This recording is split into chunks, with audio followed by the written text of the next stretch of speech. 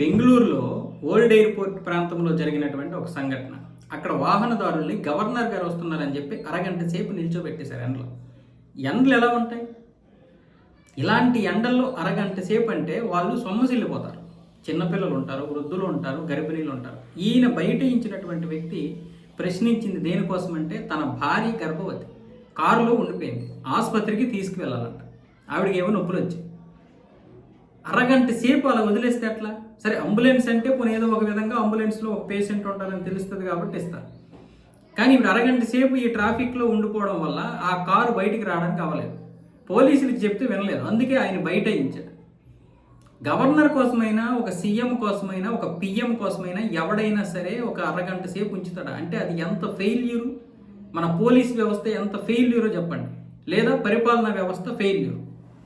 ఏ కారణమైనా చెప్పండి, అరగంట సేపు అనేది చాలా ఎక్కువ. అసలు ప్రజల్ని అలా ట్రాఫిక్లో ఉంచకూడదు రూల్స్ ప్రకారం. కానీ వీవీఐపీ కాబట్టి అతనికి ఏమైనా పనులు ఉంటాయి కాబట్టి ప్రజల్ని పరిపాలించేటటువంటి వ్యక్తి కాబట్టి ఒక 10 నిమిషాలు ఎక్కువ, 5 నిమిషాలు అంతకు మించి ఉంచడానికి లేదు.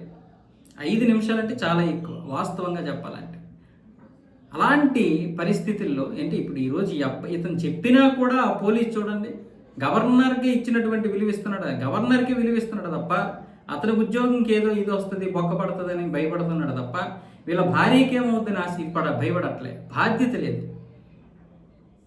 పై అధికారులు తిడతారు. ఇప్పుడు ఆ వ్యక్తి ఒకవేళ ఈ కారును పంపిస్తే పై అధికారులు ఇతన్ని తిడతారు. లేదా ఇతన్ని ఊస్టింగ్ కాకపోయినా కనీసం సస్పెండ్ అయినా చేసేస్తారు. అది వీళ్ళ భయం. అంటే మొత్తం పోలీస్ వ్యవస్థ ఫెయిల్ అవుతుంది ఈ విషయంలో. సీఎం కోసం మొన్న రేవంత్ రెడ్డి గారి కోసం పావుగంట ఆపేశారు రోడ్డు మీద. పావుగంట 18 నిమిషాలు ఆపేశారు. 18 నిమిషాలు.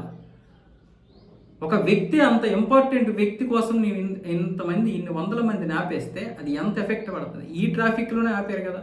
ముందు సిగ్నల్ దగ్గర ఆపేస్తారు, ఆ సిగ్నల్ దగ్గర ఆపుతారు. అలా కొన్ని వేల మందిని నిల్చోబెట్టేస్తే మరి వీళ్ళ విలువైనటువంటి సమయం పరిస్థితి ఏంటి? అప్పుడు అది ముఖ్యమంత్రి సమయం కంటే ఎక్కువైపోతుంది కదా. అందుకే ఇప్పుడు సీఎం విజయ్ ఒక మంచి పద్ధతి తీసుకొచ్చాడు. ప్రస్తుతానికి తాత్కాలికమైనటువంటి పరిష్కారం, వీళ్ళ ట్రాఫిక్ని ఆపకుండా తన కోసం సపరేట్గా తన వెహికల్ వెళ్ళినంత వరకు కూడా సపరేట్గా ఒక లైన్ ఏర్పాటు చేశాడు. ఈ విషయంలో నేను సీఎం విజయ్ని అభినందిస్తాను. మనం ఉప్పు చేస్తే ఉప్పు, తప్పు చేస్తే తప్పు అని చెప్పాలి ఎవరైనా సరే. ఇక్కడ గవర్నర్కి తెలుసో తెలియదు మనకు అనవసరం, సీఎంకి తెలుసో తెలియదు మనకు అనవసరం.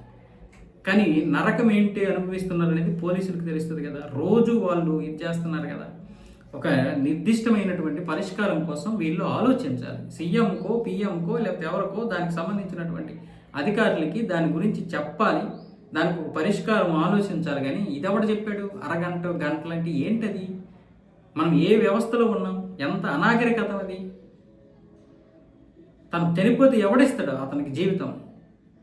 ఒక తల్లి, బిడ్డ. ఒక అంబులెన్స్ కోసమైనా సరే ట్రాఫిక్లో ఒక రూట్ అనేది క్లియర్ చేయాలి కదా, కనీసం ఎమర్జెన్సీ కోసమని.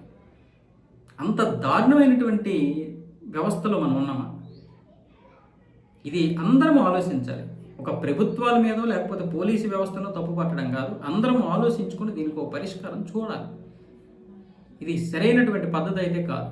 పాలనా యంత్రాంగం చాలా వరకు ఈ విషయంలో చాలా తప్పులు చేస్తుంది. మిగతా అవినీతి ఎంత పక్కన పెడతాం, ఈ విషయం గురించి మాట్లాడుతున్నాం కాబట్టి ఈ విషయం గురించి మాట్లాడుకోవాలి. ఒక 3 నిమిషాల కంటే ఎక్కువ ఎవరిని ఆపడానికి లేదు ట్రాఫిక్లో.